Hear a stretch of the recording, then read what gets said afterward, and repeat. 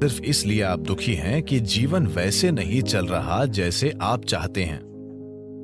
बस यही बात है। तो अगर जीवन आपके हिसाब से नहीं चलता तो आप दुखी होते हैं। अगर जीवन आपके हिसाब से चलता है तो आप खुश होते हैं। ये इतना सरल है।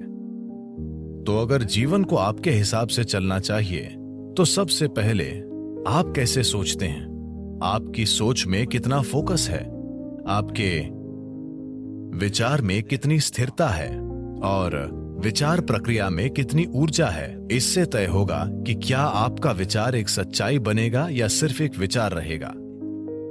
ये इससे भी तय होगा कि आप उल्टे विचार बनाकर उस विचार के लिए रुकावट नहीं पैदा करते। क्या ये हो सकता है या नहीं, ये मानवता को नष्ट कर रहा है। क्या संभव है और क्या असंभव, ये देखना आपका नहीं, प्रकृति का काम है। आपका काम है मनचाही चीज पाने के लिए मेहनत करना।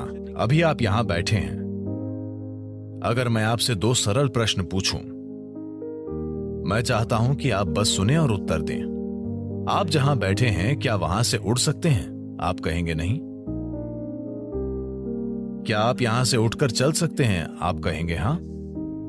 इसका आधार क्या है कि आप उड़ने के लिए नहीं और चलने के लिए हां कहते हैं? आधार है जीवन का अनुभव। कई बार आप उठकर चले हैं, कभी उड़ान नहीं भरी। या दूसरे शब्दों में, आप जीवन के पिछले अनुभव को आधार बनाकर यह तय कर रहे हैं कि कुछ संभव है या नहीं। या दूसरे शब्दों में, आपने तय किया है कि अब तक जो नहीं हुआ वो भविष्य में आपके जीवन में नहीं हो सकता है। ये मानवता और मानवीय भावना का अपमान है। इस धरती पर जो अब तक नहीं हुआ वो कल हो सकता है। इंसान इसे कल एक सच्चाई बना सकते हैं। तो क्या संभव है और क्या असंभव, ये देखना आपका काम नहीं है। ये प्रकृति का काम है। प्रकृति तय करेगी।